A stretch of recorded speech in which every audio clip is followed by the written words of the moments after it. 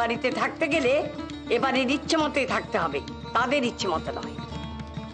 মা, আমার ইচ্ছেখানায় অন্যায় কি আছে বোঝাবেন, তারপর না হয় নাকচ করবে। এরকম ঢেটা মেয়ে মানুষ। চুপ করো না।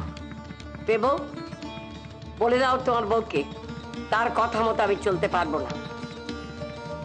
মেজো বউ। মা, মুখে ভাতে অন্যায়টা কি এইটুকু বুঝলে মেজ বউ আর একখানা কথাও বলবেন না। যে সংসারে পরিবারটাই ঠিক নয়, সে সংসারে যে বেনিয়ম হবে এটা আবার বলে দিতে হবে নাকি? আর সেই নিয়ম মেনে আমাদের চলতে হবে। এতক্ষণ যে মেজো বউ কত কথা বলে গেল, তাকে তো থামাতে পারিস নি, আমাকে বলতে এসছিস কেন? আচ্ছা ঠিক আছে, আমি দেখছি। যা ইচ্ছে দেখ, আর বলে দে এতই যদি মুখে ভাত দেওয়ার শখ হয় তাহলে যেন বাপের বাড়িতে গিয়ে মেয়ের মুখে ভাত দেওয়া হয়। কি গো, দেখি শরীরটা খারাপ হল নাকি? হ্যাঁ গো। অত ব্যস্ত হয়েও না বড় বউ, কিছু হয়নি, কিছু হয়নি। কিচ্ছু হয়নি অমনি বললেই আমি বিশ্বাস করবো? ওই কাবলেটার ধারটুকু শোধ না হওয়া পর্যন্ত। কেন বলবে শুনি, কেন বলবে? সভ্যটা সময় নয় তোমাকে নয় আমাকে যা নয় তাই করে বলবে, এতগুলো করে কথা শোনাবে কেন? মেজদি কি ভগবান যে যাকে যা নয় তাই করে বলবেন? শোনাক দেখি আর কি করে শোনা। আর শোনাবে নাই বা কেন বলতো? বাড়ির সবাই তো ওনার বলে বলে মুখিয়ে রয়েছে, সবাই মিলে সাফাই গেছে। যা বলেছ বলি হারি যাই বাপু, তাও তো আজ মা বলেছে, বেশ করেছে, ঠিক করেছে। মুখে একবারে ঝামা ঘষে দিয়েছে। সব সময় বাপের বাড়ি করে ঘুমোর না, ঘুমোর একেবারে ভেঙে দিয়েছে। কার বিরহে সখী প্রাণে তব জাগিছে বেদনা।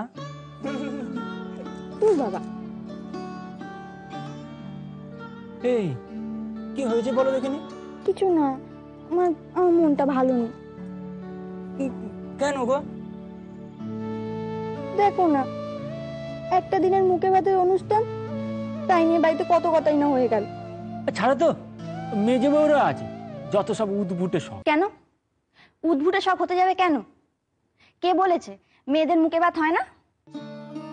এই তো আমাদের বাপের বাড়ি পাড়ায় ঘোষেদের বাড়িতে তিনখানা মেয়ে হলো, তিনটে মেয়েরই কত ঘটা করে মুখে ভাত হলো।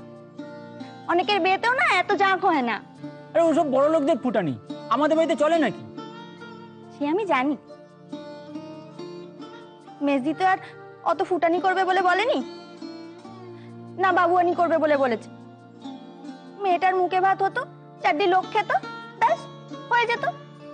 তা না, সে নিয়ে তাকে কত কথাই না শুনতে হলো।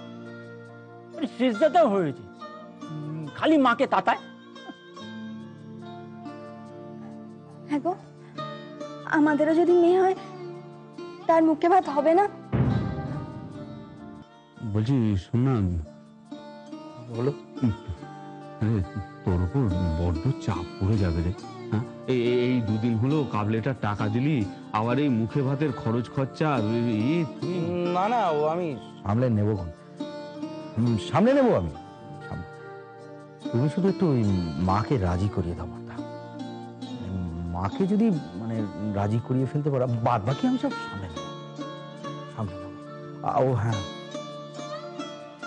বলছিলাম বর্দা, ওই সামনের মাসে যদি তোমার বোনাস পেতে একটু দেরি হয়, তাহলে ওই কাবলেটার কিছু টাকা আমি না হয় মিটিয়ে দেব। তুমি শুধু একটু সামলে দাও, একটু মাকে, বাদ বাকি